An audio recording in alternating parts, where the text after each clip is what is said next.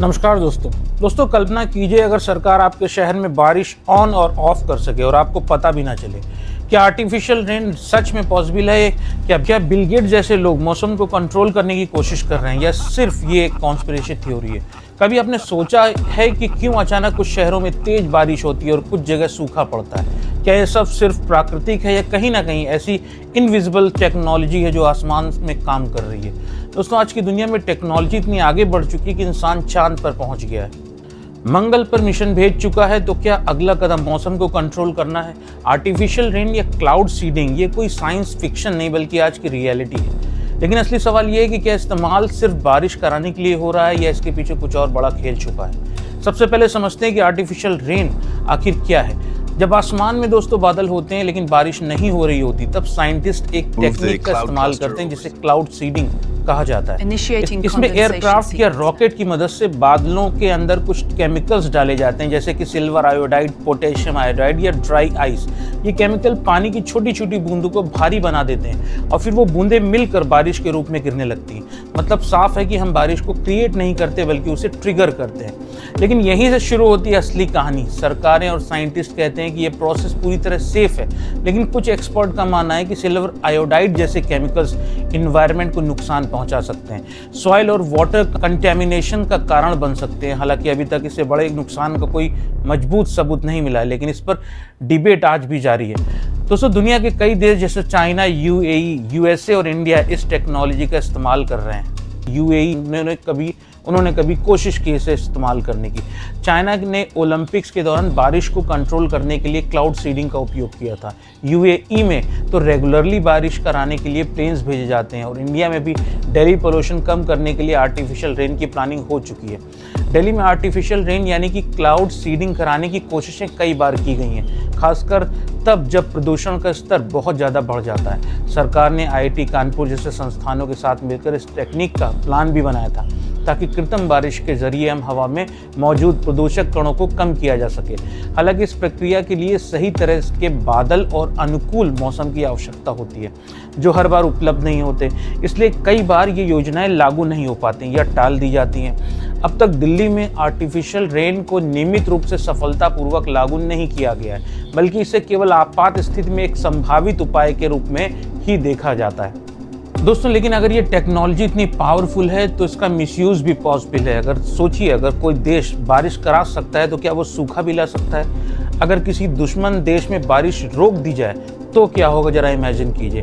फसलें खराब होंगी, पानी की कमी हो जाएगी और इकोनॉमी कोलैप्स हो सकती है। दोस्तों, यही कारण है कि एक्सपर्ट इसे वेदर वॉरफेयर भी कहते हैं। इतना ही नहीं, 1970 के दशक में वियतनाम युद्ध के दौरान भी अमेरिका ने एक सीक्रेट मिशन बनाया था जिसको ऑपरेशन पॉपे कहा जाता था। इसका मकसद था वियतनाम में बारिश बढ़ाना ताकि एनिमी की सप्लाई रूट्स खराब हो जाएं, और ये मिशन सफल भी रहा। यानी कि मौसम को युद्ध में इस्तेमाल किया जा चुका है। दोस्तों, अब आते हैं उस नाम पर जो हर कॉन्स्पिरेसी में सामने आता है, बिल गेट्स।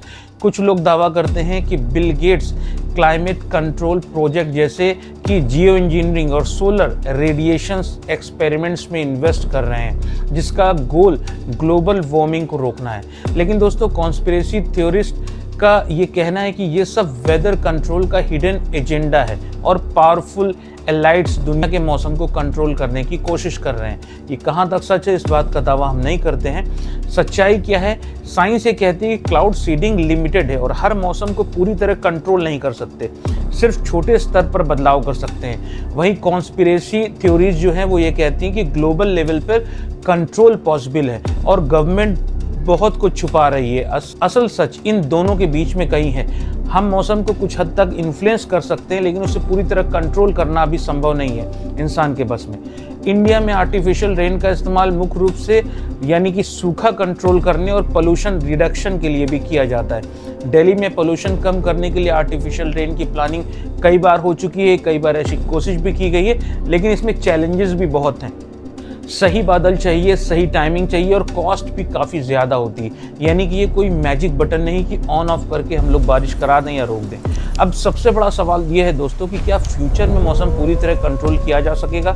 साइंटिस्ट का मानना है दोस्तों कि टेक्नोलॉजी तेज़ी से आगे बढ़ रही है और पॉसिबिलिटीज़ बढ़ रही हैं, लेकिन रिस्क भी उतने ही बड़े हैं।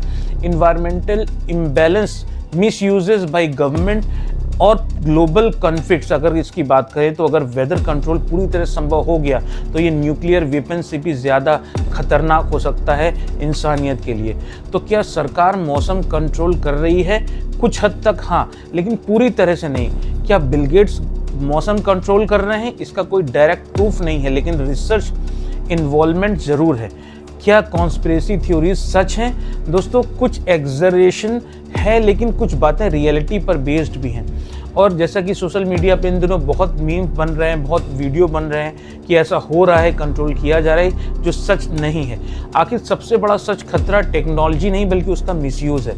आज हम बारिश को ट्रिगर कर सकते हैं, कल शायद उसे रोक भी सकें। और जिस दिन इंसान ने मौसम को पूरी तरह कंट्रोल कर लिया, उस दिन नेचर नहीं बल्कि इंसान ही सबसे बड़ा खतरा बन जाएगा।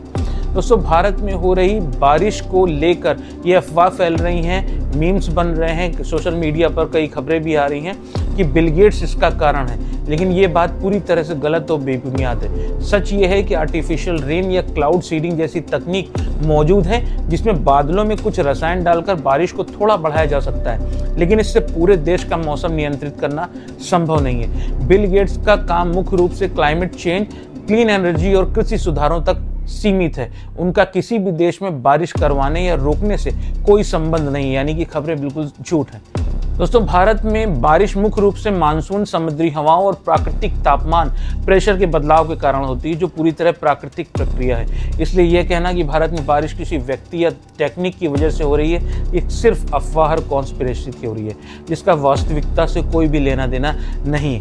अगर बात करें SCOPEX यानी कि स्ट्रेटोफोरिक कंट्रोल पेट्रुबेशन एक्सपेरिमेंट, एक साइंटिफिक प्रोजेक्ट था जिसका उद्देश्य था क्लाइमेट चेंज कम करने के लिए सोलर जियो इंजीनियरिंग टेक्निक को टेस्ट करना, जो कि जिसमें बिल गेट्स इन्वॉल्व थे।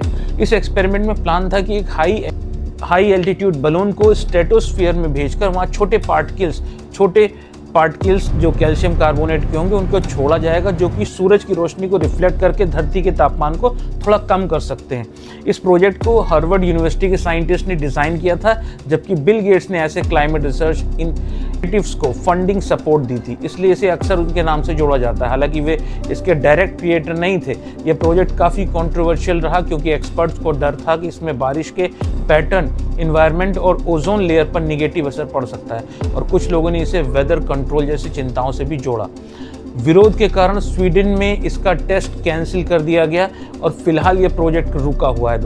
दोस्तों ये था आज का वीडियो। आशा करता हूँ वीडियो आपको पसंद आया होगा, और कहा जहाँ तक ये मिथ था कि वेदर कंट्रोल कर रहे हैं बिल गेट्स, इसके सच्चाई आपके सामने रखना इसकी एक कोशिश थी। आशा करता हूँ कि वीडियो आपको पसंद आया होगा। पसंद आया हो तो चैनल को सब्सक्राइब कर लीजिएगा जरूर से जरूर, और बेल आइकन को भी दबा दिएगा ताकि आने वाले वीडियो की नोटिफिकेशन आप सब तक मिलती रहे।